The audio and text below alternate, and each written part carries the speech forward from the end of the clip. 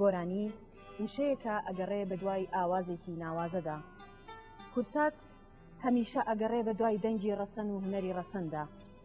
ئەو دەمەی تەمی ڕەشی زوڵم بەسەر سەرمانەوە بوو، دەنگی بیژەنی کامکار ڕۆحی ئازادەکردین. ئەو دەمەی ڕاپەڕین بوو لەگەڵ خۆشی و ناخۆشیەکانمانە بوو. بیژەنی کامکار دەنگێک وەک هەتاو وەک ئاو لەگەڵمانەژیا. گۆرانی و مۆسیقای کوردی بەبێ ئەو دەنگە لەنگە بێ. خۆشەویستانم سڵاوتان لەوێ، دووبارە خۆم بە خۆشحاڵەزانم کە لە پرۆگرامێکی تری تایبەت بە بۆنی جەژنی ڕەمەزانی پیرۆزەوە هاتینەوە دیداری ماڵەکانتان. میوانی ئەمڕۆمان ئازیزێکمانە، ئەویش بیژەنی کامکارە. مامۆساگیان بەخێربێ. بەخێربێ بۆ بەرنامە تایبەتەکەمان بە بۆنی جەژنی ڕەمەزانی پیرۆزەوە. تەشەکر لێوە، منیش بێنهایەت مەمنون لێوە عزیز تواو کارمەندانی کورتسەت کە منتان داوەت کرد و پێشەپێشیش جەژنی ڕەمەزان بە تواو عزیزان کوردستان و بینەران عزیزی کورتسەت تەبریک عەرز دەکەم. ئینشەڵا کە ساڵی خۆش بۆیان لە پێشەوە بێت. زۆر سوپاس مامۆساگیان بەخێربێ. سەرچاو بۆم پرۆگرامە تایبەتەمان. مامۆسا پێش ئەوەی دەستکەین بە پرۆگرامەکە و پێش ئەوەی بچینە ناو پرۆگرامەکەەوە پرۆفایلێک ئامادەیە با پێکەوە سێری بکەین.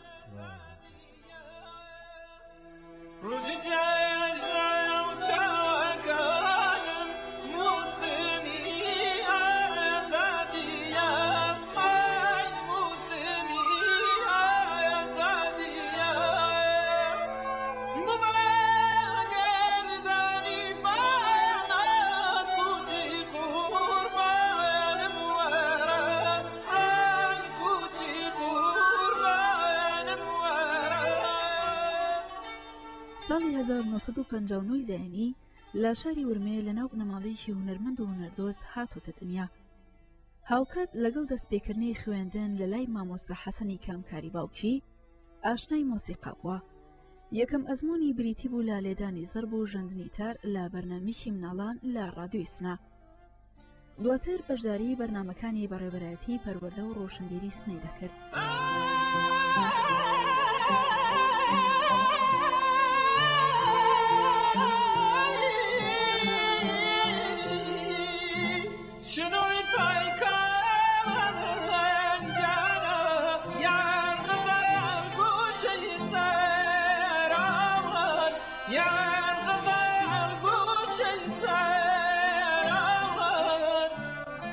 بێژان یارمەتی باوکی داوە بۆ ئەوەی زیاد لە 400 ئاوازی فۆلکلۆر داڕێژنەوە و لە ڕادیۆی سنەوە پەخشی بکەنەوە. خۆی دەڵێت مامۆستا حەسەن کامکاری باوکم هەردەم هاوڕێ و ڕێنیشاندەری ئێمە بوو، بۆیە بیرم نییە کە لە شکاتێکدا من دەستم کردو بە موزیک.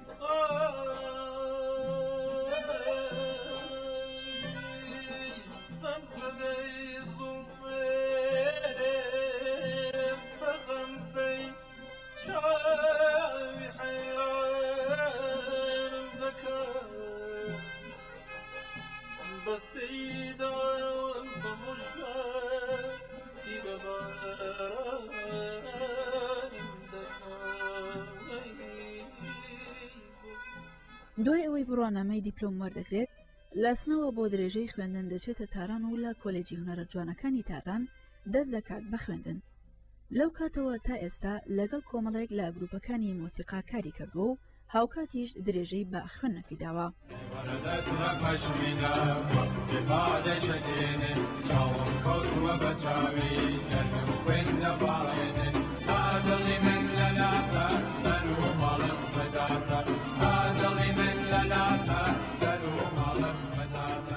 گروپی کامکارەکان تا ساڵی 1980 زایانی پێک نەهات، لەبەر ئەوەی هەرکەم لەم ئەندامانە لە گروپێکی جیاوازدا کاریان دەکرد. بەڵام لەو ساڵەوە لەسەر داوای مامۆستا حەسەنی کامکاری باوکیان پێک هات و هۆشنگی کامکار بۆ بەڕێوەبەر و سەرپەرشتیاری ئەم گروپە. بەرهەمەکانیان تا ئێستا بریتە لە 20 ئەلبوم.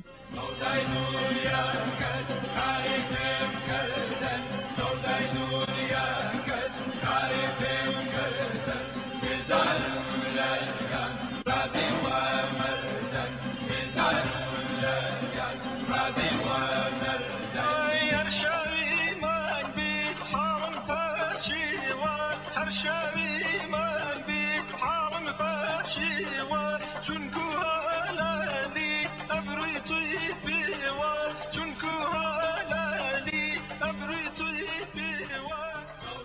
بەرهەمەکانی بێژەنی کامکار بریتین لە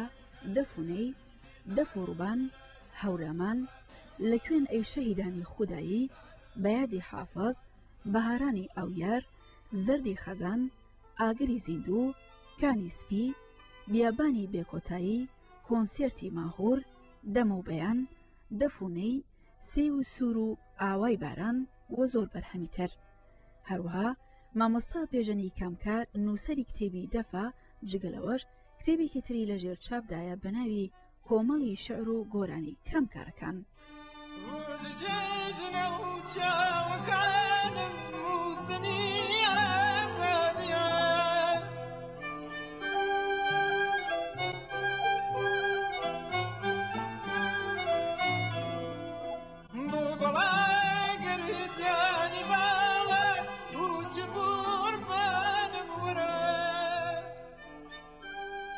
مامۆساییان دووبارە بەخێر بیتەوە. ئەمە چەندەمین سەردانتە بۆ کوردستان بەگشتی و بۆ سلێمانی بە تایبەتی خۆشحاڵ بووی لە هەموو سەردانەکان تا بۆ سلێمانی. من نەمشماگە نازانم فکرکەم پەنجمین بارەتینەوە بۆیرە یەک دەفتەک مامۆستا شارەم نازریە بوو دوسێ بار دەتەک خانەدەی کامکارە بوون یەکی دووباریش تەک عەدنان کەریمە کە هاتینە خۆمەتان و من خۆشحاڵم کە لە شروع کورتسەتەوە لە خۆمەتان نبووگم تاییسە فکرکەم 4-5 بار بوو. هەز بە چیەکەی مرتاحی لە ناو سلێمانیە دڵت خۆشە؟ فرە بێ نایێت. من خۆشحاڵم هەر دەفەتێم واقعا نەبینم خەریکە پێشڕەتەکە ئاوا بێتەوە ئابادانیە بێ هیچ وەک لە فکرم نایە من دەفکرم ناچێتەوە ڕۆژ ئەوەڵین بارێکە هاتیینە سلێمانی توا و دیوارەکان گشتی جێ و تۆپ و خۆمپارە و گولولە و جەنگ زەدە وەلی سەبینین گشتی خەریکە ئەکرێتەوە ئارزوی قەلبیمە لە تایەتەوە مۆژم ئینشەڵا کە ڕۆژ بە ڕۆژ ئاواترەوە بێتەوە ڕۆژێک بینین کە ڕاوێ ئەنگاراتینە شاری جارە ئیشەڵام جارش کە هاتیتەوە جوانتری ژەیبینی. مامۆساییان خەڵکی کوردستان بەگشتی مشتاقی ئەوەن کە بزانن تەندروستی جەنابێت تەندروستی بیژەنی کامکار بەرەو چۆ ڕۆشتووە و ئێستا لە چ بارێکدایە تەندروستی؟ خب من 4-5 ساڵ دەورانی وحشتناکم تای کرد بۆ قەلب و معدە و ئەمانە وەلی خب ئەنە 6-7 مانگە من ڕوو بە تەندروستی ڕم بە فرا محەبەتیان هەمیشە سوالیان کردگە بێنایەت مەمنون سپاس گوزار لە گلێک هەمیشە ئەحواڵیان پرسیە منانە فرە خاستم عالی خۆشحاڵم کە سڵامەتان لە قەڵمەتان لەخوا بەزیابێ مامۆساییان ئینشەڵا باشتری شەبیت. مامۆساییان بەوە دەست پێ بکەین با باسی ئەوە بکەین کە بۆ وازت لە ژەنینی تارهێنا پێشەوەی کە ژەنیاری دەفبی ژەنیاری تاربووی بۆچی وازت لە تارهێنا؟ خب من ئەوای لە ئینقلاب دەفمان هاوەر معرفیمان کرد لەتە گروه شێدا مامۆستا لوتفی محەممەد لوتفی واقعا تاسیری بوو لەتە گروهی شێدام ئیجازەیدا من کرد بۆ ئەوەڵین بار تەک مامۆستا شەجەریانە برمانە جەشنە هۆنەر یعنی گەورەترین جەشتێک لە ئێران ئەو زمانە بەرگزارە و دەفمان معرفی کرد مردم خۆشیانە لە دەفدیم دەف فەزا و مەکانە بیشتری گەگەرگە بۆ معرفی ئەوەسەکە من بدونی کە خۆم حتا تەمایلێکم بێ ئەڵبەتە شەوق عەلاقە و وافری بوو بە دەف لێدانم وەلی وتم سازاسی من تار بوو لە دانیشگای چاسان ڕەدیفەکانم بە تارۆ خوێندم وەلی دیم تاڵبی دەفرە هەز دەفم گرە دەستەوە مامۆسایەکەم کەس بووی کە دەفت بردوتە ناو مۆسیقای فارسیەوە قبل از من باوکم لە تلڤیزیۆن لە فەرهەنگونەری سەنەندەجا یەک دوسێ با ئیجایان کردو شاید ئەوە باوەڕی دابە من کە من نەتوانم ئەمە بێرم ناو موسیقی و وەلی یەکم جار باڵێ لە جێشنە هۆنەری شیرازە بوو کە لە تەک مامۆستا شەجەریانە گەر بێت تۆفتا دەمزەر ئەوە ئەوڵین بارێ بوو مامۆستا پێم وا بێ هەر یەکەم کەسیشی کە دەف بردوتە سەر سەحنە لەکەیا بوو ئەوە چۆن بوو؟ ساڵە 1353 من میلادیەکەی نازانم 53 هەتاوی بە خەڵێەوە خورشیدی 1953 لە باغ فردۆس تارانە نزیک مەیان تەجریش لێنە باغی فرە گەورەس قەدیمیە لێنە ئەوڵین بار بوو کە تەک مامۆستا شەجەریانە وتم برمانە بار سەحنە و بعد از چینێ جەشنە هۆنەری شیراز ئەوڵین باری بوو بەڵێ مامۆستا هەڵبەت پێش دروستکردنی یاخود پێش دامەزراندنی گروپی کامکارەکان تۆ لەگەڵ چەندین گروپی تر و لەگەڵ چەندین کەسی کە کارێک کردووە ئەو کەسانە ئەو گروپانە چیە بوون کە تۆ پێش دروستکردنی کامکارەکان لەگەڵ یانە کارتە کرد؟ خب ئەوەڵین گروهی کە من هاتمە تاران ئەوەڵین گروه شێدا بوو بە سەرپەرستی محەممەد لوتفی بوو دوان لە براکان خۆم بوون ئەرژەنگ بوو کە تونبەکی لێدا و پەشەنگ سنتوری لێدا منیش لە ناو گروپا ئەم ڕووبابم لێدا ئەم دەفم لێدا گاگێکی شەم خوند و شروعمان بەکار کرد و هاوزمان تە گروه شێدا گروهی تر لە مرکز ێکزشاوە هاتنە ڕادیۆ بەناو گروه عارف کە من لە تەکەوانیشە باز بەشداریم کردەوە لە تەک کە سەرپەرستی مەرحوم مشکاتیان بوو کە تشکیل لە ناو گروهی چا بوو و بعدی تر نەمشومات چەندانە گروهی دەستان گروهی شەمز گروهی ئۆرکستر سامفۆنیک دەتەک گروگەت فرا من کارم کرد مامۆستا ئێستا وابزانم کاتی ئەوەیە کە یەکەم بەرهەمی خۆتمان پێشکەشکەی زۆر خۆشحاڵە بین ئەگەر ئێستا یەکەم گۆرانیمان پێشکەشکەی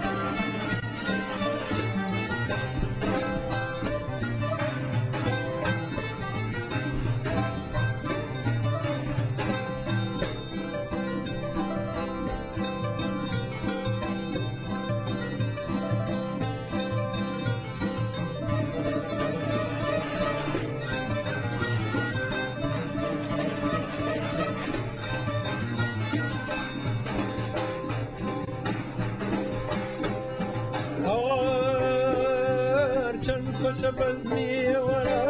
ئەمینە و تو گوڵەکەمی چەند خۆشە بەزمی وەرە ئەمینە و تو گوڵەکەمی لەناو باخچەکەی هەنەرە ئەزیزم تو گوڵەکەمی لەناو باخچەکەی هەنەرە ئەزیزم تو گوڵەکەمی لەناو باخچەی هەنەرە لەناو باخچەی هەنەرە لەناو باخچەی هەنەرە لەناو باخچەی هەنەرە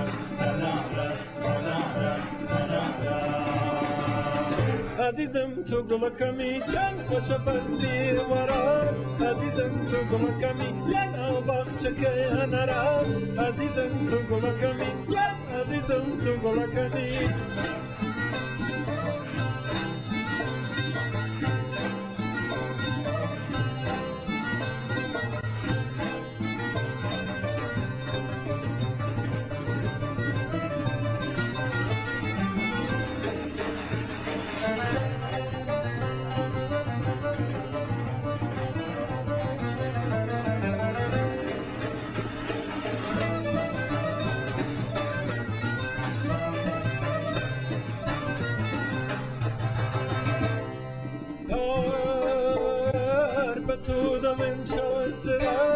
عزیزم تو گوڵەکەمی تو دڵێم چاوەسترا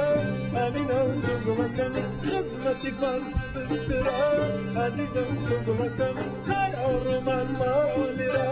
عزیزم تو گوڵەکەمی لەناو باخچەی هەنارە لەناو باخچەی هەنارە لەناو باخچەی هەنارە لەناو باخچەی هەنارە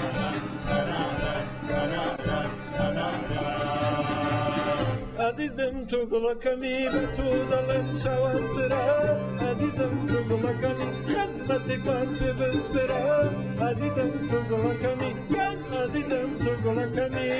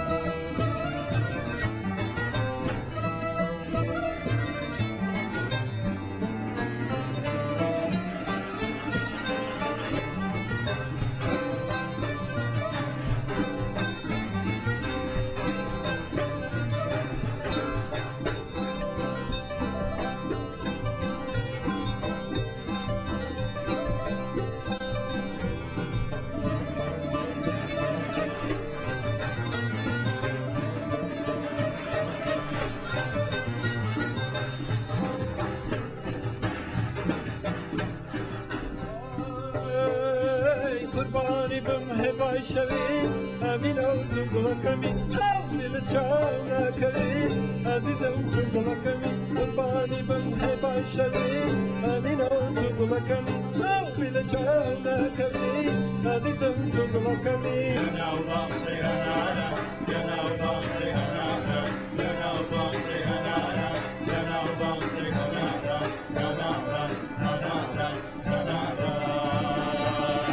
عزیزم تو گوڵەکەمی قوربانی بم هەی باشەوی عزیزم تو گوڵەکەمی خاڵی لە چاو ناکەوی عزیزم تو گوڵەکەمی گیان عزیزم تو گوڵەکەمی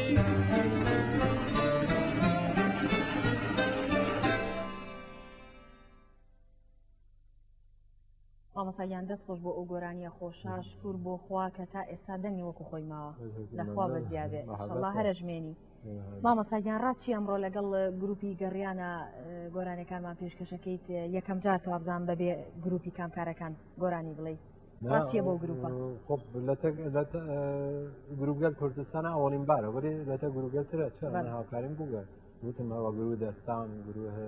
شانسپا بەێ ئەوڵین بارە لە کارم بووە بێنەهات عالی بوو واقعا تەبریکیان بێژم فرە بەهێز و بدونی کە تەمینێ فرێکیان بوێ برا عالی بوو من خۆشحاڵم خارەکەم کە لە تێکیانە بوو بێنەهایەت بەهێز و توانە ئیزرایان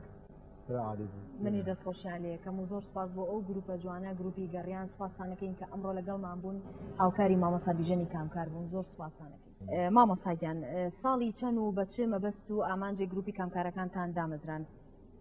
خب گروه کامکارە بوو لە ساڵ 53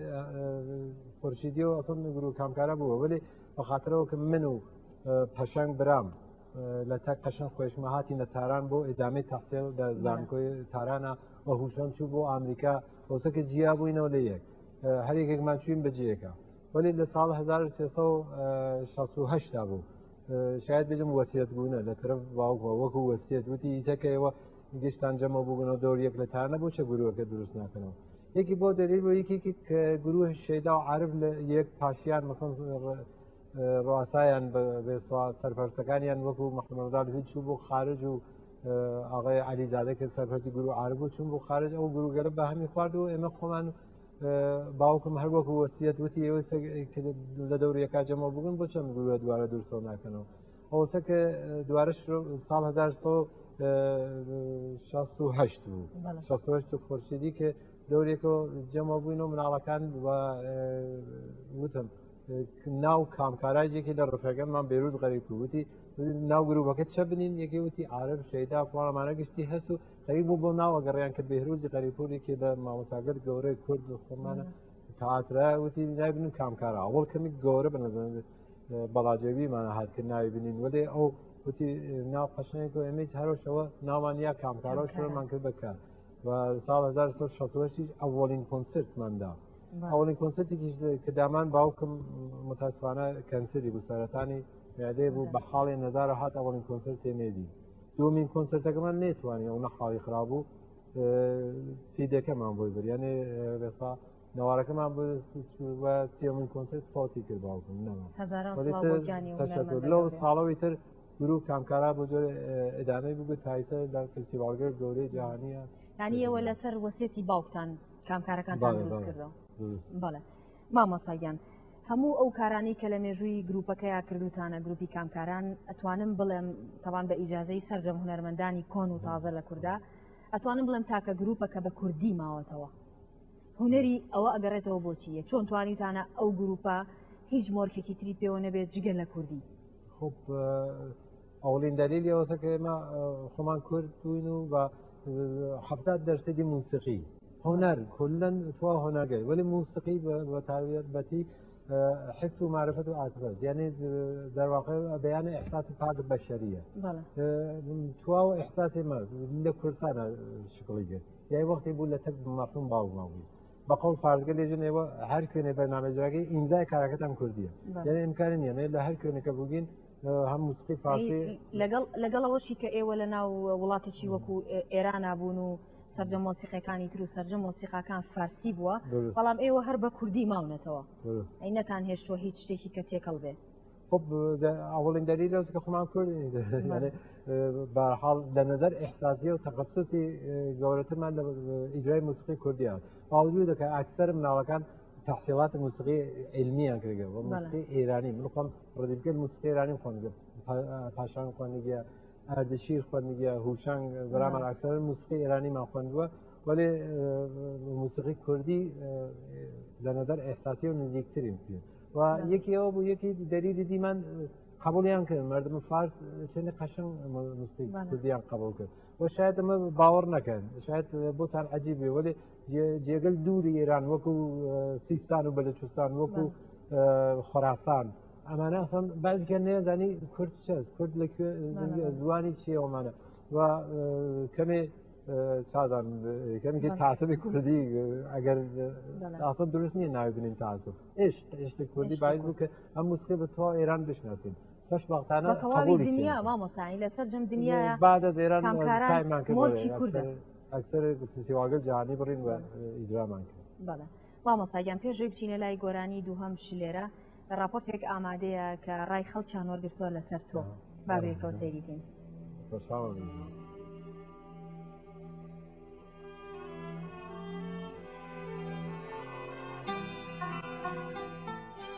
سەبارەت بە هاتنی هونەرمەند بێژن کەمگار بۆ شاری سلێمانی جێ دەستخۆشی کەناڵی کورساتەکە هونەرمەندێکی وا گەورەی داوەت کردو بۆ ئەم بەرنامەیە یاخود بۆ شاری سلێمانی ئێمە وەکو خۆمان خۆشحاڵین بەوەی کە جاریشتر جۆمان لە دەنجی جۆمان لە کارە هونەرەکانی بێژن کامکارە بێتەوە وەکو هونەرمەندێکی باشی ناوداری کورد. بەنسبەت کەناڵی گورساتەوە کە هەردەم خزمەتی هونەری کوردی کردو و بەرەو پێشی بردووە زۆر سپاسیانەکەم و دەستخۆشیان لێکم کە ئەم جەژنەش هەوڵیاننا کە خۆشێک ببەخشنەوە بە بینەرەکانی خۆیان و دەستخۆشیان لێکم بۆ هەر هونەرمەندێک بانێکن بە خزمەتی هونەری کوردی بگەێنن. من وەکو خۆم هەوادارێکی گروپی کامگارەکان بە تایبەتی بێژن کامگار بۆ سپاسیانەکەم و دەستخۆشیتان لێکم. بەڕاستیە بێژن کامگار ڕۆحێتێکی کوردی هەیە ئێمە توان بڵێم هەمومان هەموو خەڵکی کوردستان بە شێوەیە لە شێوەکان ئێعجابی زۆریان هەیە بۆ ئەو گروپە جوانە لەبەرەوەی ڕۆحێتەکان ڕۆحێتێکی کوردیە بۆیە بەخێراتنیانەکەم خۆشحاڵم بۆی کە هەمیشە وجودی و کارە جوانانە هەبێت چێ لە کەناڵی کورسات چێ لە هەموو کەناڵەکانی تر لەبەرەوەی کە قەناعەتم وایە ئەو کارە فەنیانە کاری جدین بۆ هونەری کوردیەکرێن و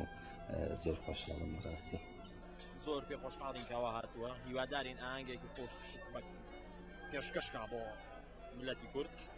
بەخێراتنی کاک بێژەنی کامکارەکەم بۆ شاری سلێمانی بەخێر بێ سەر چاو هیوادارم وەکو هەموو جارێکی در چەند بەرهەمێکی خۆشمان پێشکەشکا و ئێمەش خۆشحاڵەبین کە گوێمان لێ بێ و بەڕاستی چاوەڕێ و ڕۆژاگەین کە بەرنامەکەی بینین لە تەلەڤیزیۆنی کورسات. ئێمە بەخێرهاتنی هونەرمەندی گەورەی کورد بێژەنی کامگارەکەین بۆ شاری سلێمانی بەڕاستی بێژەنی کامگار ئەستێرەیەکی درەوشاوە هەموو کاتێک لە ئاسمانی هونەری کوردیە و هونەرمەندێکی خۆشەویستە لەم شارە چکە توانیوێتی گۆرانی کورد دێ ڕەسەنەکان هەمووی زلم و بکاتەوە بە دەنگی خۆش بە ئاوازێکی تازە بە شێوەیەکی جوان پێشکەشی کردووە بە میلەتە جێگەی ڕێز و سوپاسە. بەڕاستی جێگای دەستخۆشیە کەناڵی کورسات لە ئەو ماوەی کە دامەزراوە تا ئێستا کۆمەڵی ئەرکی گرنگی دەربارەی میوانداری لە هونەرمەندە ڕەسەنەکان کردووە.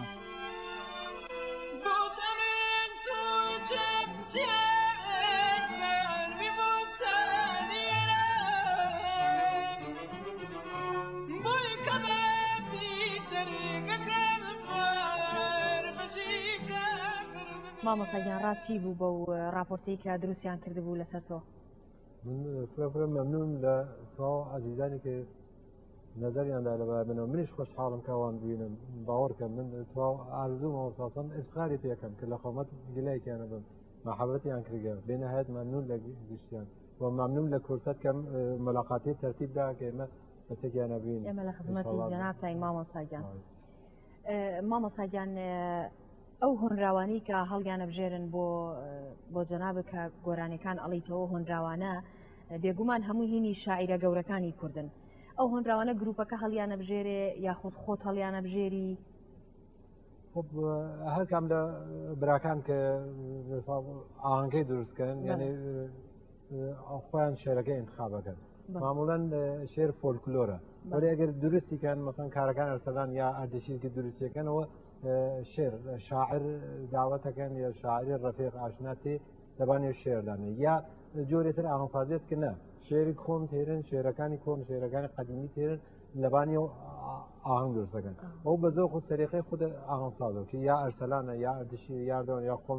من مەسەن دووسێ کارم ئەنجامدا خۆمان انتخابەکەین ئەوە شێرەکە لەبانەوە تاسیردانێ بعد لەبان شێرەکە و میلودیێنێ ولی ئەکسەر کاگەری کە کامکارە خۆنمانە فۆلکلۆرە ئەکسەری فۆلکلۆر کاگەری کە ناوها ناو مردمەوە دڵ و ئێحساس مردم هەڵساسەوە ئێمە ئیجرامان کرد. بەڵێ مامۆساییان هەموو ئەو کەسانی کە مامۆسا بیژەنی کامکارە ناسن وا ناسیویانە هونەرمەندێکی زۆر گەورەیە و هونەرمەندێکە کە بەو دەست و پەنجە جوانەی هەمومانی ئاشنا کردووە بە مۆسیقای کوردی بەڵام دیوێکی تری هونەرمەندی خۆشەویست بیژەنی کامکارەوەیە کە کەسێکی خۆشمەجلیس و قسە خۆش و گفتوگۆکانی زۆر خۆشن لە مەجلیسەکانە. مەجلیسی ئەمڕۆمانی ئەم پرۆگرامەمان بەچی ئەڕازێنیتەوە توانی یادەوەریەکی خۆشت بجێڕیتەوە؟ خۆب خاترە فرە هەز لە موسیقیا دنیای موسیقی دنیا هەنە پڕیە لە خاترم نازان کامیگەڕنەوە وەێ هەروواکە وتان من هەمیشە حەزەکەم ڕفەقا هەن بە شادی و بەخۆشی و بەکەنین و توابێەوەسەکە ئەزڵ ئەم خستوەتەین توا و خانەوادەیەمە هەردشیرێمە بەخصوص هەمیشە مەجلس گەرمەکاوە بۆ شۆخی بۆ ڕفەقا بۆ لێو بەکەنین بێرێ هەمیشە شۆخی و تەفریاکە منی جز ئەو خانەوادەمە گویا ئێمە وەزیفەی خۆمان نزانین لە هەر مەجلیسەکانە و مەجلیسە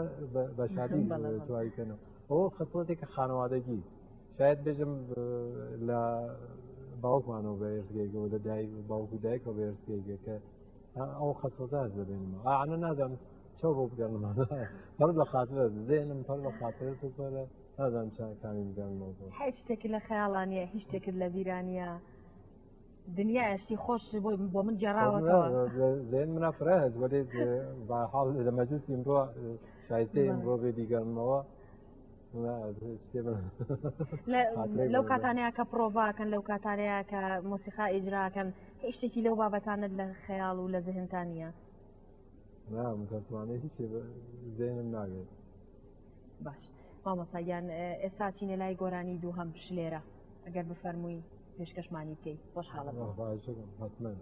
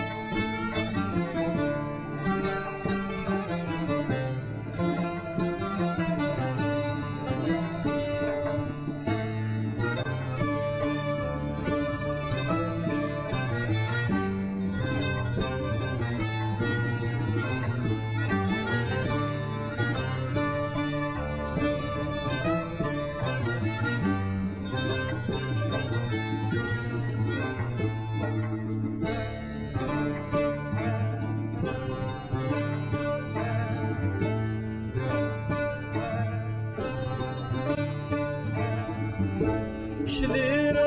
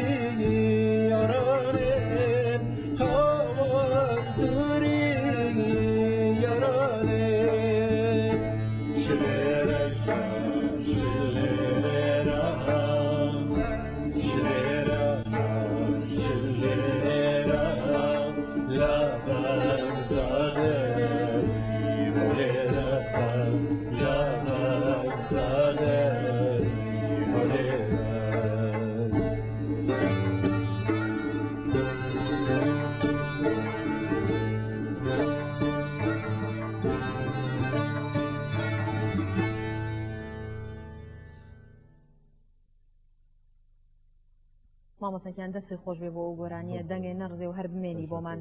ئەو گۆرانیە لە زیهنی هەموومانە ماوەتەوە لێرە هیچێکە لەو گۆرانیانەی کە هەرگیز لە ناو ناچێت دەستی خۆش بێ مامۆساگیان یینە سەر پرسیارێکی تر ڕاچیە لەسەر کلیپکردنی گۆرانی پێ وایە کە گۆرانیە کلیپی بۆکەن ئەو گۆرانیە بەهێزەکە کلیپەکە یاخود چۆنە بەڕای تۆ خب من نظر شخصی خۆمەیە من هەمیشەژم هەروواکە دوو دانە دنیام بە دوو دانە ئەسەر ئەنووس مشابهێنە دوو دانە دنیای بە یەک تەسەوور یەک فکر و یەک عەقیدە و هەیەناوە من بۆ خۆم درستە موزیسیانم ولی خارج لە موزیسیان بینەرەی تلویزیۆن هەم شنەوەندەی رادیۆش هەم و موسیقیش بێچکە بەعنوان شنەوەندەیەک منە قساکەم نە بەعنوان یەک موزیسیان من خۆم شخصەن خۆشم بە کلیپ نای ئەسڵان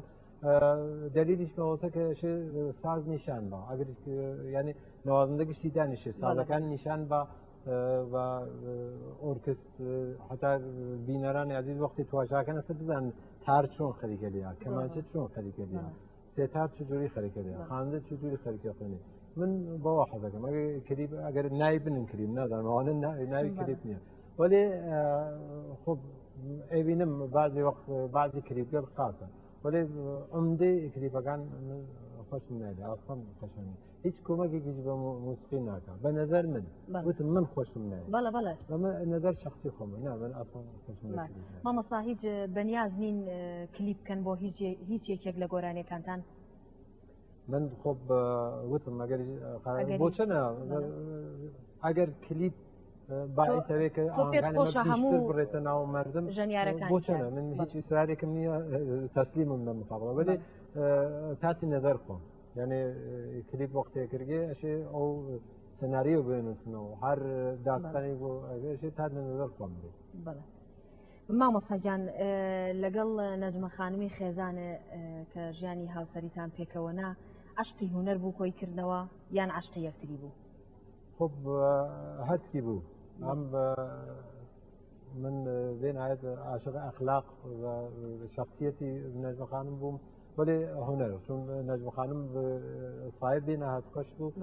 بار اولی که من نجم خانم دی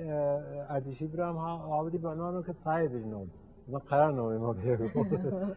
زمان بود یعنی آوردی که صاحب جنوم صاحب بین هات خشم بود بین هات صاحب خشم بود و من بعد خب من دو زمانه بودم که مجرد بودم جمله و من و شخصیتی نجم خانم هنری نجم خانم و خانواده نجم خانم معنی گشتی دلیل بود که من قبول کرد و لطیانه زون او آباد منی قبول کرد به توافق گین که به تو زندگی کنم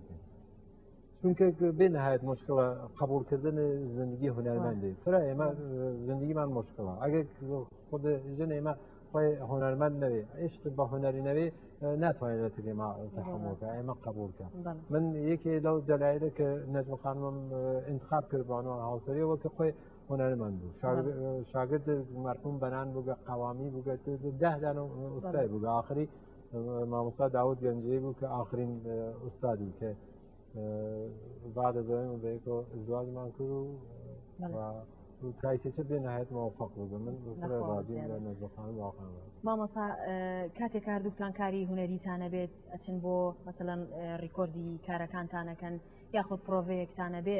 کە هەردوو لا زۆر درەنگ درەنگ یەکتریە بینن بێزار نابن ینی هیچ کێشەیەکتان بۆ دروست نابێ نه قبولمان کرد خب نجم خانم زنی من کارم شد در روز اول قبول کرده و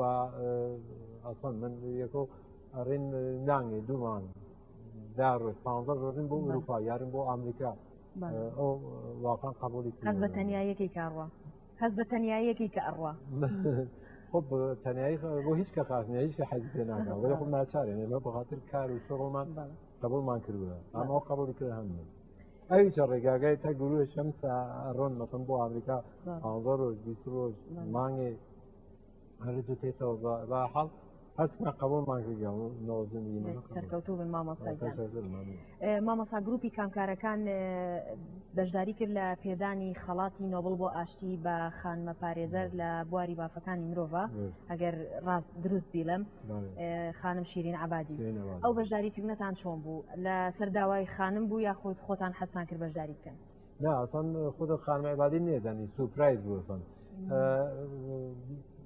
وقتی که مقر صلح نوبل و کامپیوتر تو ناو شیرین عبادی کلیک کردن که بزن چه لباره شیرین عبادی توانن اطلاعات جمع کن. از جمله یکی لوانه ناوگل شیرین عبادی تینا سایت ایمه سایتی کام کارگان که ارسلان بخاطر جایزه صلح نوبل سمفونی کی درست کرد با خانم عبادی که هیچ وقت سمفونی اجرا نبود. هیچ وقت اجرا نبود ولی لناو سایت کی ما بود. وقتی آوان رو ناو سایت ما ببینن یک نفر در ایران به نام ارسلان کامکار سرودی که درست کرد با شیرین عبادی تین تماس گرفت شماره تلفن کردم لطفا هوشان تماس گرفت هوشان چیزی والا سروده هیچ وقت اجرا نه بعد وقتی که کلیک باز کردم این خانواده که فستیوالگر گوره چون ریورین چون فستیوال بومت چون حب را خوشن لخومان دعوت کردن یا حاضرن بین مش بودن بوشن و کمال میدو طوری بود که خود خانم شیرین عبادی وقتی جایزه گرفت یعنی چه کشوری تو لحاوتن تو ایده که کن موسیقی جاکن نه زنی که حتی نبان صحنه چون اما ناسه سورپرایز بود که چجوری بود ارتباطی اما تکسر خونده بلا اما بود ارسلان سرودی که درست کرد که سایت که با آن ارون کلیک کن پای کن و اما موجود کرد. بله مامۆستا دەنگ و سەدای ئەو گۆرانیەتان لە دەرەوە لەو شەوە گەورەیە چۆن بوو خەڵک چۆن وەریگرت؟ خب بناید استقبال فرخاصی بود نادم اگر فیلم کردن دیوه حال استقبال فرم اما همیشه واقعا مبهوت بودیم به استقبال خارجی گل موسیقی خمان و اشتانه بودیم اگر اما کردی اجرا کردن خب علاوه بر خمان کردین حزب کرده که این اصلا بقول فرض گل امضای کارگان اما کردیه یکی ریتمه نوع موسیقی فارس او ریتم تنوع ریتمی که نوع موسیقی کردیه و نوع موسیقی فارس واقعیتی هست که نیه و خارجیگل عاشق ریتمی اصلا عوام دنیا نه فقط خارجیگل با ریتم خزمه چون موسیقی کردی فرا ریتم فریاتی اون ریتم معنی ریتم لنگا و گرفته تا ریتم ساده و پریه لریتم تو حزبی موسیقی کردی فرا همیشه مورد توجه و استقبال يعني میکنه و هر کیونه که نظام اگر مورد استقبال مامۆستاگیان ئەگەر زەحمەت کێشی گۆرانی سێ هەمان پێشکەش بکەی زۆر سوپاس دەکەین گۆرانی ئیدی مەگرە بەهانە بفەرموو مامۆستاگیان.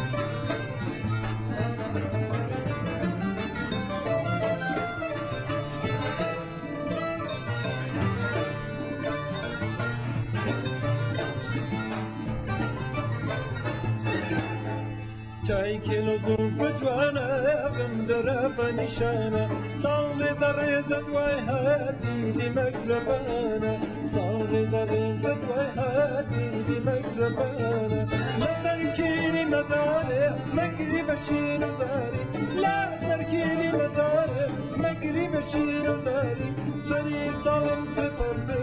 اشتادیتی باری پمبلی لمن آلاتی یا لجینی هزاری پمبلی لمن آلاتی یا لجینی هزاری ای کل زلف جوانه بمدیا و نشانه سال زریز دوای هادی دی مگر بحانه سال زریز دوای هادی دی مگر بحانه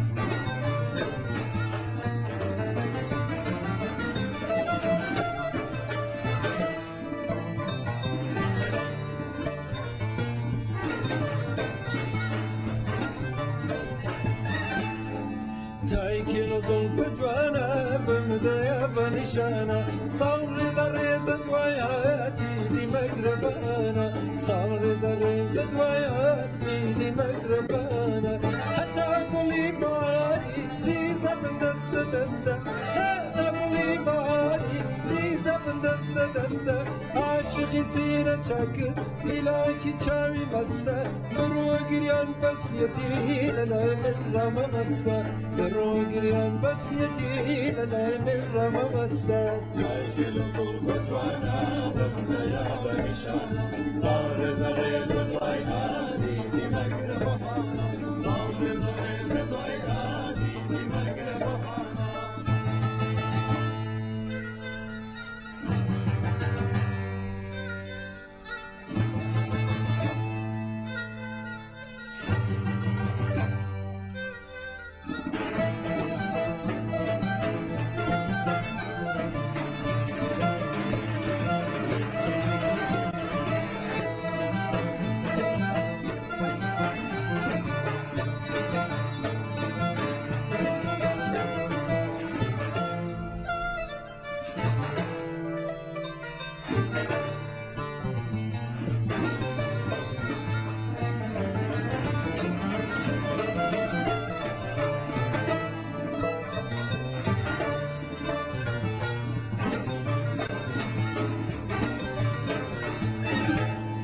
تايكين الظلفت وانا بندا يا بنشانه صار رضا دواي هاتي دي مقربانه صار رضا دواي هاتي دي مقربانه شاوت خماري نافل وكسر بياني شاوت خماري نافل وكسر بياني نقري عذابي المدى دوا خذي بزاني شعر ودم فدا بي قلت واني هرماني شعر ودم فدا بي قلت واني هرماني فاجل خوفت وانا بمنا يا بنشان صار زغير ضيهادي دي مقربها صار زغير ضيهادي دي مقربها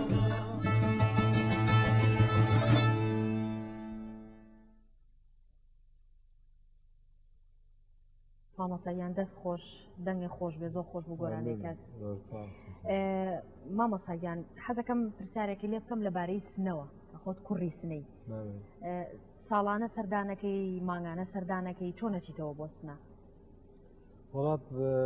متاسفانە من فرە دۆمتم ئەسڵ بە ئارزوومە ئەسڵ لە تای قەلبم من بڕمەوە مەحلەی خۆمان مەحلەی چوارگاڵ بڕم ماڵەکان خۆمان توەسەوە هاوساکان دوێنن ولی متاسفانە وەخت پیا ناکەین ئەڕینەوە مەسن چووی نەسەوە بارها چوونە ساڵی یەکبار بۆ کۆنسێر بۆ سەردان ئەڕینەوە ولی تێر ناوم من شارێکە 28 ساڵتیا زندگیم کردووە ئەسڵ دێنە تەحسێوم کردووە دەتێک باوکم ئاسان دێنە تواو بنای ئەوەڵێ کامکارە لە سنە نزیاگە یا تواو ئەحساسەوە ئەوێنی کە هەر کوێنەڕی موسیقی کوردیەت بۆچە بۆ تواو ئەحساسی ئێمە شکلی ئەحساسی ئێمە لە کوردستانە لە شاری سنە بە ئارزوومە باوەڕکە هەر ئایسە ناوەبردەوەم کەم بوو بۆ شارەکەم سنەوە فرسەت ناکەین کار فەرەس گرفتاری پێت خۆشە ڕۆژێک بێت توانی بچیتەوە سنە و لە سنە نیشتەجێبی و لەوێ ژیان گوزەرکەی چراکە نا ئەگەر ناڕمەوە بسنە ئانە کەسێ جۆدار منە من ئێداری نی متوانم هەڵسمە هەرایسە بڕمەوە کوردستان یعنی بڕمە سنە زندگی ولی ئەگەر ناڕۆم بۆ واقعان شرایطی ئمڕۆ بۆ جۆرەسە بە دنیا نەفقەت شرایط بۆ جۆرەسە من لە تاران بڕمە دەرەوە ارتباطم تەک دنیای هونەرە قەتەبێت یعنی من بڕم و شاری سنە ئەو ئیمکاناتێکی لە تارانە هەسم ئەسڵ ناتوانم بێت یعنی ارتباطم تەک دنیای هونەرە قەتەبێت ئەگەر لە تاران دانیشتم فقط بخاطرەوە ئەمکاناتی ئوستودیۆ ئەمکاناتی کۆنسرت ئۆرگانیزاتۆر ئەگەر من دە سنابۆیم خانمی ئیوایسکارە لە لەندەنەوە چۆن منی پێیاگەر بێتە ئۆرگانیزاتۆر من ارتباطمان قەتەوێت فقط سنەوە نییە هەر شارستانی لە ئێرانە بڕی ئەسڵ ارتباط و تەک دنیا هونەرە قەتەوێت متاسفانە فکرگەم تواو دنیا بۆ جۆرەسە مرکزیت یعنی پایتەخت هەرچی ئیمکانات لە پایتەخت ئەوسە کە ئێمە مەسڵ من ئەگەر لە سنابم چۆن لە عەلیزادەی نازەنینە تەک شەجەریانی عەزیزە لە تەک خدا بیامەرزێ مشکاتیانی عەزیزان توانین مەحشور بن بە یەک و بین توان کارکەین ئەوسە کە با تەحسێواتمان لە تاران نەبووگە ئیتر پێشتیشمان هاتینە تاران ساڵها لێرە بووگین و وەلێ با آرزومه واقعا با آرزومه ایسا تو اصلا شاید برنامه آینده ما بید دارم پیریم پروموت شارکم سیم انشالله مامۆستا گۆرانی تایبەتی و تۆ بۆ سنە بۆ سنە نه ولی بۆ ئاویێر کێفێکە نزیکی سنە ئەسڵ هەر لە دامنێ سنە جنوبی سنەس بۆ ئاویێر وتمانە وەێ بۆ هەورامان چرا بۆ سنە مامۆساگیان هوەری ڕەسەن کام هوەرەیە بەڕای تۆ هوەری ڕەسەن کام هوەرەیە خب هیچ شکێکیانەیە کە موسیقی فۆلکلۆر و موسیقی کۆنی کوردستان هیچ شکێکیانە وەسە شناسنامە وەسە شناسنامە وەسە پەرچەم یەک کشور ملت من بە نظر من موسیقی کۆن و قەدیمی کوردستان وەکو هۆرە وەکو نازانم موسیقیگەل بخصوص ئۆرامان ئەو ئۆرامان ناوەم بۆ مە دەست نەخۆردەترین موسیقی کوردستان هین هەورامانە موسیقی سەقزی موسیقى قديمي من موسيقى الجديد متاسفانه وانا وقت جديدا اونا بدون نيا چون اکثرین يعني با کمال تاسف بخاطر ولا اصل دوره بوغنوا نزيك بموسيقى تركي اصلا من متاسفانه اوینم لتلفزيونگر مختلفه بخصوص كليبا كان بخصوص اوانا جديد اخونا اجنبي موسيقى بابيلور فولكلور باب اکثرین يعني تركي کلماتەکەی کوردیە ولی ملودیەکانی ئەکسەرن کوردی ویە فرامۆشیان کرد شتێکمان بە ناو سیاچەمانە هەست بە ناو هۆرە هەست مۆرە هەست بلۆرە هەست موسیقی سەقزیە سنەیی هەست بانەیی هەست نازانم مەریوانی هەست موسیقی هەر منطقەیەک لە کوردستانە موسیقی مختص بەخۆی هەست تۆمانە باکەماڵ تاسف بە نەزەر من موسیقی هونەری ڕەسەن کوردی ئەوانەسە موسیقی کۆنی کوردستان مامۆستا هەریکێکتان لە گروپی کامکارەکان هەریکێک لە کوڕەکان و بە زمانە شیرینەکەی خۆت کاڵەی مناڵەکان هەریکێک لە مناڵەکان بۆ خۆی ئوستادێکە هەرێکی لە بواری ئامێرەکەی خۆی و لە بواری هوەرەکەی خۆیان مانەوەی تۆ لە ناو ئەم گروپەیە و ئیشکردنە بەردەوام لەگەڵ گروپی کامکارەکانە وەکو بیژەنی کامکار هیچ زەرێکی لێ نەیاویت بۆ خۆم یانی زەرێکی نۆگە ناچزری و جم منفعاتی چی من هەمیشە قسەمە کردگە یعنی هیچ تعارفی لەم قسەمان نییە لە تایتڵم قساکەم من بدونە براکانم هیچی نیم ئاسوان فارزگە مثاڵێکیانێژن یەک دەست ساین یا دوو دەست سای هەت من ئەسڵم بدونە ئەرسەلان بدونە پاڵەوانی وەک ئەردشی بدونە تەوانمەندی وەک هوشان وەکو ئەرژان وەکو قەشنخانم وەکو ئەردەوان من هیچی نیم ئەسڵم لە کنارەوانە سەوکە من متاسفانە ئەمە ڕسمە لە تۆ و دنیا سی نەفەر چل نەفەر خەریکن زەحمەتێکیشن ئارە قەرن کارێ توماریەکەن شێعرەکەی تاجیرێکن ئاهەنگەی تەنزیمەکەن هارمۆنیە دەبانەوە ئۆرکستراسیۆن بەڵام فەقەت خوێندە ناسن متاسفانە لە ئێران لە هەرچی جیا ئەم ڕسم و سنەتە وەلی من بدونە براکانم هیچی نیم من لە تای دڵمەوە لەم تعارف ناکەم مثلا برا من خەریکەمە قساکەم نا ئەسڵ کەمانچێک تەواو وەکو ئەردشی سنتوری وەکو وەکو ئەردەوان ئەو دێ وەکو ئەرسەلان کارەکانیشتان شایەدی ئەوەن مامۆستا خوا لە یەکتان نەکا خوا بۆ یەکترتان بێ لەو گروپی کامکارەکان هەر بەردەوام بێ مامۆساییان بێژگە لە هوەری گۆرانی و مۆسیقا تۆ ئارەزووی چیترت هەیە حەز بە چیترەکەی سەرسامی بە چه شارما بێژم بیڵێ چون بعضی وەقت ئەسرارە دەرونیە مردم ێشارێتەوە ولی واقعا اگر نشارم من دمنالی حزم به سینما کرد حزم کرد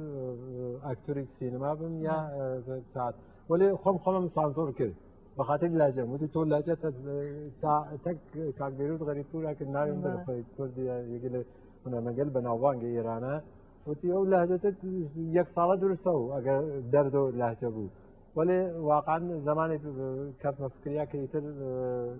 توشی موسیقی بوم و توشی خوش و کارێکی باشه که مامۆساییان واسه که احساس کەمبوودی کەم ناکرد ولی اگر به طرف موسیقی نهاتم حتما به طرف سینما مامۆساییان لە من باشه قسەی من چشاپاره شهرت بگم شهرت ایش نه با پول درسته به هیچ چی درست نه جز لطریق هنرم اوضاعی چون چشاپاره شهرت بگم اگر ریکم هاگرمه اگر موسیقی نه حتما به تئاتر یا به سینما یا به نقاشی یا به یکی لهنرگر ما مثلا بواری سینما مثلا ئەکتەرەکان و دەرهێنەرەکان یعنی بازیگەرەکان و کارگەردانەکان سەرسامی بەچێ حەز لە کاری چیەکەی کوردەکان خب لە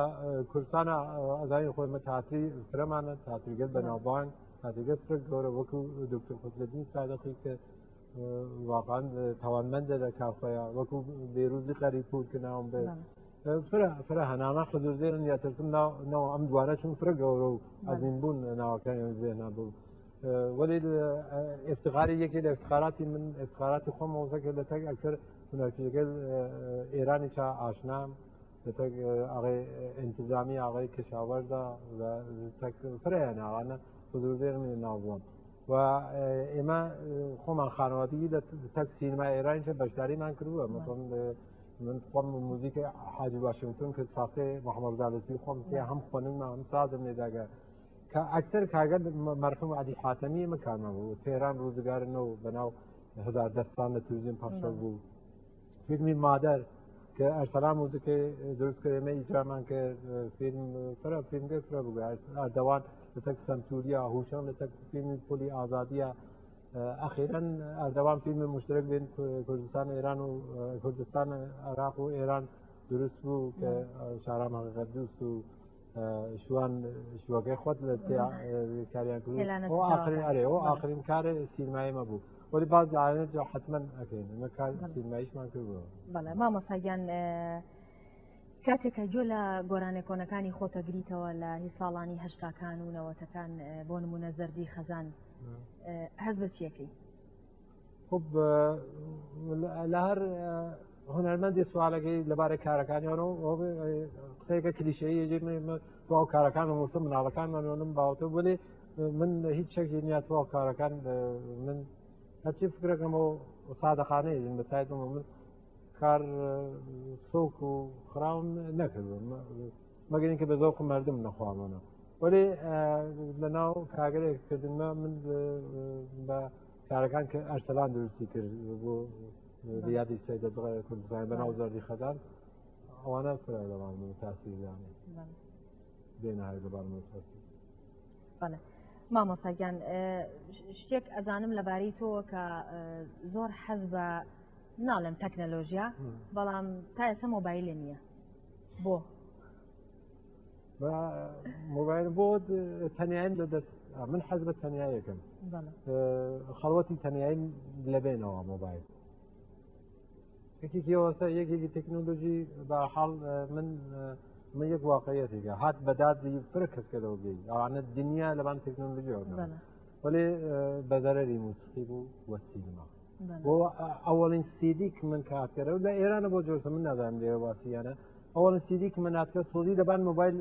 تۆ مردمەوە وەختە سیدیەکان خۆمانەدی چون تەنها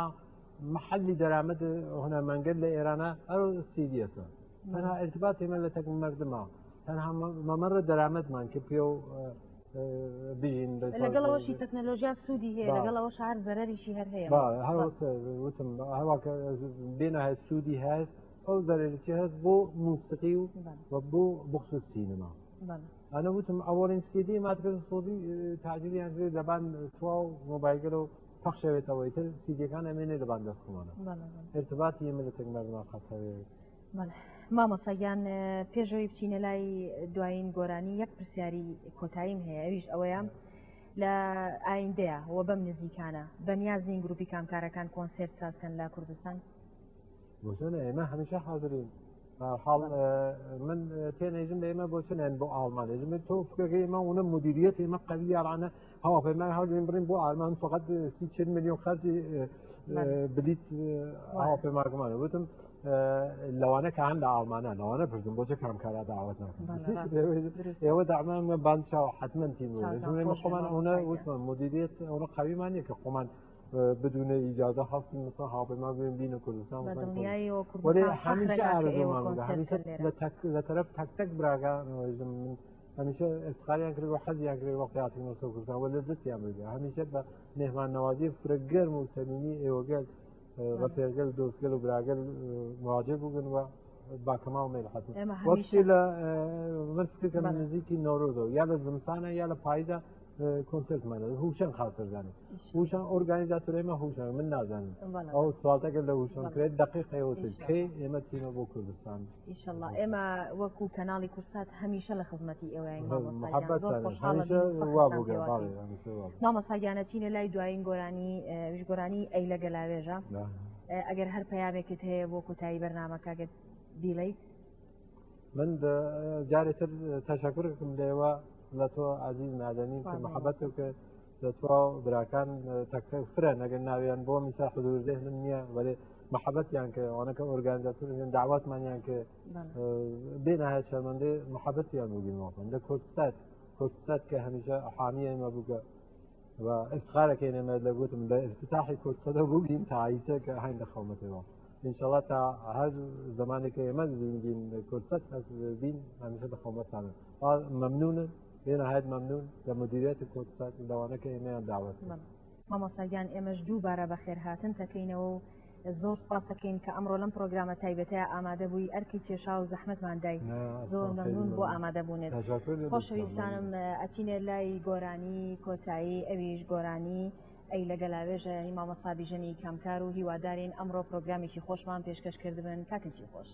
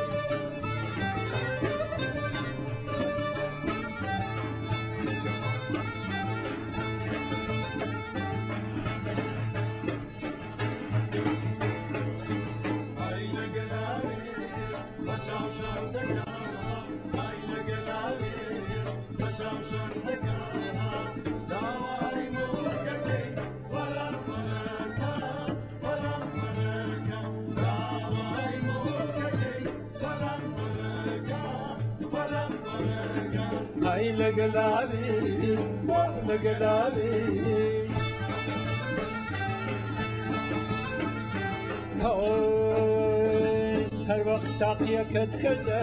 کەی منی وەزە هەر تاقيكت كجا كجمني وافر من شوق عوالات تشتاق لمابا من شوق عوالات تشتاق لمابا طيلق العبيد بچاو شردك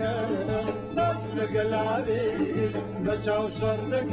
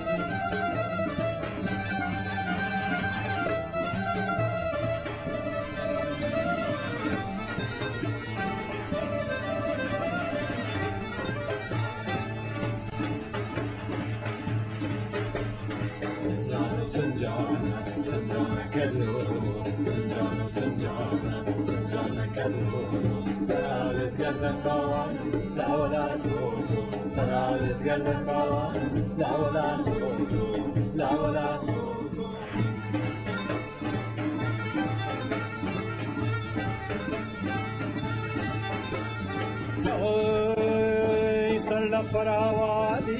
دمل بياني سلا فراوادي دمل بياني تدري لما غزيزم من زنبكاني تدري لما غزيزم من زنبكاني سنجانة سنجانة سنجانة كالبولو سنجانة وسنجانة سنجانة كالبولو سراويز قردن باوانم لا ولا تولو سراويز قردن باوانم لا ولا تولو لا ولا تولو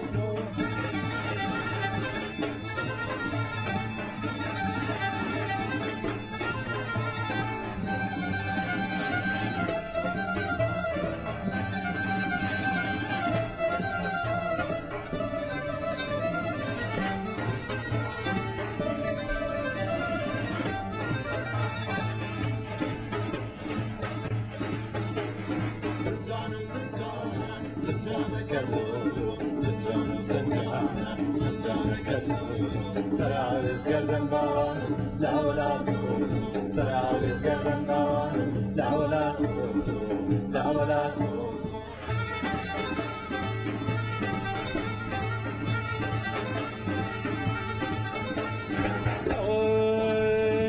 وشامي وخيراتي هي برقزيدة وشامي وخيراتي هي برقزيدة قدم رنجك عزيزم وطال ديدة قدم رنجك عزيزم وطال ديدة سنجانة سنجانة سنجانة كاللولو سنجانة سنجانة سنجانة كاللولو